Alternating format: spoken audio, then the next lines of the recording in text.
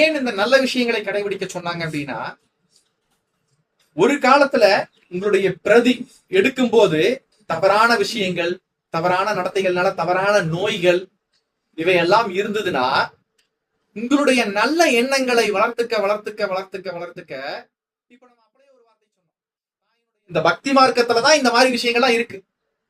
ஒருவனுக்கு தீங்கிழைக்க கூடாது அப்படின்னு சொல்லித்தரது பக்தி மார்க்கம் தான். யம நியமங்களை கடைபிடிக்க சொல்வது பக்தி மார்க்கம் தான். யாரோ ஒரு தாத்தன் பூட்டன் பாட்டன் அப்படிங்கிற மாதிரி ஏதோ ஒரு இடத்துல இருந்து என்ன இருக்கும், அப்படியே பிரதி எடுத்து வச்சிருக்கும். நோய், டிசீஸ் போன தலைமுறையில இல்லாம இருக்கலாம், ஆனால் அதற்கு முந்தைய தலைமுறையில அந்த நோய் இருந்திருக்கும், அல்லது அதற்கு முந்தைய தலைமுறையில இருந்திருக்கும். ஏன்னா பிரதி எடுத்த ஒன்று அது இந்த ஜெராக்ஸ் காப்பியில தெரியாம இருக்கலாம், அடுத்த ஜெராக்ஸ் காப்பி நல்லா எடுக்கும் போது தெரிஞ்சிடும். இந்த ஜீன் அனைத்திலும் நிறைந்திருக்கும். இப்போ அப்படியே இந்த சிவத்தினுடைய தன்மைக்கு கொண்டு வாங்க. சிவம் எங்கும் நீக்கமர நிறைந்திருக்குன்னு பேசுறோம் இல்லையா, அதே விஷயம் ஒவ்வொரு செல்லிலும் அந்த அணு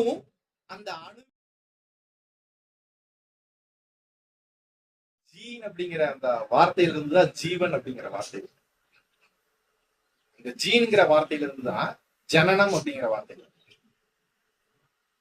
ஜனனி ஜன்ம சௌக்கியானம் அப்படின்னு சொல்லிட்டு இந்த ஜாதகம் எழுதும் போது ஃபர்ஸ்ட் வார்த்தை. அப்போ அந்த ஜனனம் அப்படிங்கிற வார்த்தை அந்த ஜீன் தான்.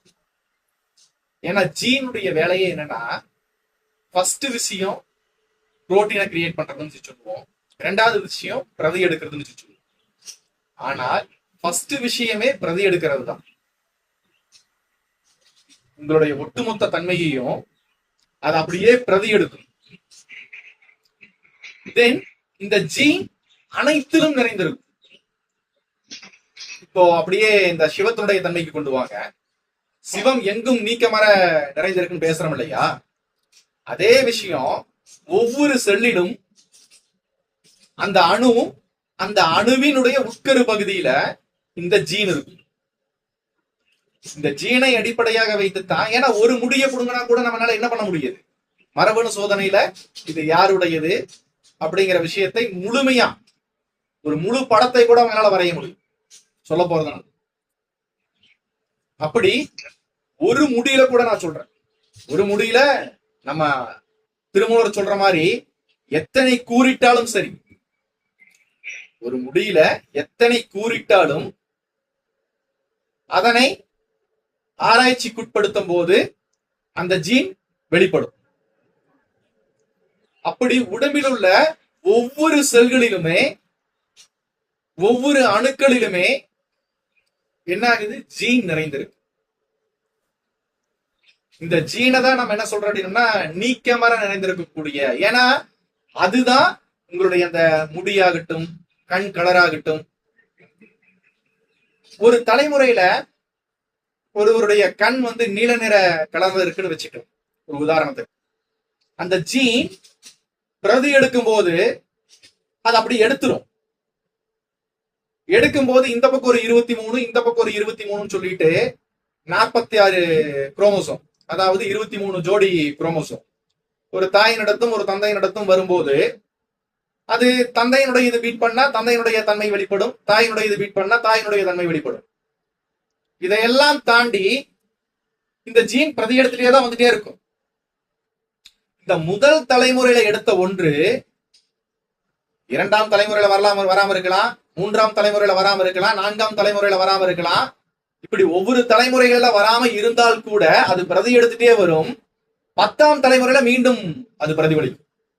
அதாவது ஒரு உதாரணத்துக்கு சொல்றேன், 10னா கணக்கெல்லாம் கிடையாது, அது எந்த தலைமுறையில வேணாலும் ஒரு ஜீனுடைய தன்மை பிரதிபலிக்கக்கூடிய தன்மை இருக்கும். இன்னைக்கு ஒரு விஷயம் யாரோ ஒரு தாத்தன் பூட்டன் பாட்டன் அப்படிங்கிற மாதிரி ஏதோ ஒரு இடத்துல இருந்து என்ன இருக்கும், அப்படியே பிரதி எடுத்து வச்சிருக்கும். அந்த பிரதி எடுத்த தன்மை அடுத்தடுத்து வரும்போது அதே விஷயம்தான். இப்போ கேட்பாங்க இல்லையா, போன தலைமுறைக்கு இப்ப நீங்க சொன்ன மாதிரி ஐயா அந்த டிஎன்ஏல மாற்றம், நோய், டிசீஸ் போன தலைமுறையில இல்லாம இருக்கலாம், ஆனால் அதற்கு முந்தைய தலைமுறையில அந்த நோய் இருந்திருக்கும், அல்லது அதற்கு முந்தைய தலைமுறையில இருந்திருக்கும். ஏன்னா பிரதி எடுத்த ஒன்று அது இந்த ஜெராக்ஸ் காப்பியில தெரியாம இருக்கலாம், அடுத்த ஜெராக்ஸ் காப்பி நல்லா எடுக்கும் போது தெரிஞ்சிடும். சோ இப்படிதான் வந்து அந்த ஜீனினுடைய தன்மை வந்து வெளிப்படுது. நாம் பேசக்கூடிய ஒன்று காற்றுல கலந்துதான் உங்களுக்கு வருது. அப்படிங்கும் போது ஃபர்ஸ்ட் பிரதியை எங்க எடுக்குது? காற்றுல. நான் பேசக்கூடிய ஒரு ஒளியாகப்பட்டது, ஒரு சப்தமாகப்பட்டது காற்றுல பதிந்துதான் என்ன ஆகுது? உங்களுடைய காதுகளுக்கு எட்டுது. நான் பார்க்கக்கூடிய ஒன்று அதுவும் எங்க இருக்கு? இந்த பிரபஞ்சத்துல பதியப்பட்டுதான் வெளிக்கொண்டு வரப்படுது. அதாவது இந்த ஸ்பேஸ்ல பதியப்பட்டுதான் நான் ஒரு விஷயத்தை பார்க்க முடியுது. கேட்பதும் அவ்வாறே, தொடுவதும் அவ்வாறே, உணர்வதும் அவ்வாறே. உங்களுடைய அத்தனை விஷயங்களும் இந்த பிரபஞ்சத்திலையும் பதியப்பட்டிருக்கு. ஏன்னா இந்த பிரதி எடுக்கிறது அப்படிங்கிற விஷயமே, நீங்க ஒரு விஷயம் நல்லா யோசிங்க. இன்றைக்கு இருக்கக்கூடிய ஒரு தலைமுறையில நிறைய தவறுகள், நிறைய விஷயங்கள் தவறான பாதையில, தவறான கோணங்கள்ல நிறைய மக்கள் வந்து செல்ல ஆரம்பிச்சிட்டாங்க. இதற்கு காரணம் ஃபர்ஸ்ட் விஷயம் கடவுள் இல்லை அப்படிங்கிற ஒரு கோட்பாடு. கடவுள் இல்லைங்கிற ஒரு கோட்பாடு உருவாகும் போதே நமக்கு மேல யாரும் இல்ல, நம்ம தான் எல்லாமே சொல்லிட்டு செய்யக்கூடிய ஒரு தன்மை வந்து ஏற்படுது. அப்போ இவர்கள் எல்லாம் என்ன சொல்லி வச்சாங்க முன்னோர்கள் எல்லாம் அப்படின்னு பாத்தீங்கன்னா, நல்ல எண்ணங்களை வளர்த்துக்கணும், நல்ல விஷயங்களை பழகிக்கணும். இதுலயும் குறிப்பா இந்த பக்தி மார்க்கத்துலதான் இந்த மாதிரி விஷயங்கள்லாம் இருக்கு. ஒருவனுக்கு தீங்கிழைக்க கூடாது அப்படின்னு சொல்லித்தரது பக்தி மார்க்கம் தான். யம நியமங்களை கடைபிடிக்க சொல்வது பக்தி மார்க்கம் தான். வேற ஏதாவது மார்க்கம் சொல்லுதா? வேற ஏதாவது படிப்புகள் சொல்லுதா? எதுவும் கிடையாது. திருக்குறள் கூட ஒரு பக்தி மார்க்கம் தான் சொல்ல போறது. திருக்குறள் கூட ஒரு பக்தி மார்க்கம். அப்ப அப்படி இருக்கும்போது இந்த பக்தி மார்க்கத்துல, ஏன்னா இன்னைக்கு வந்து அதை ஒரு அரசியலா பண்ணிடுவான். திருக்குறள் வந்து பக்தி மார்க்கம் இல்ல, பக்தி மார்க்கமா தெரியாதனாலதான் திருவள்ளுவர் சிலைய பெரிதுபடுத்த தெரிஞ்சவங்களுக்கு திருவள்ளுவர் சொன்ன கோட்பாடுகளை கடைபிடிக்க தெரியும்.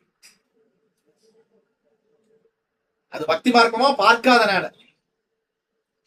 ஒருவேளை பக்தி மார்க்கமாகவோ அன்பு மார்க்கமாகவோ பார்த்திருந்தால் என்ன தோணி இருக்கும்?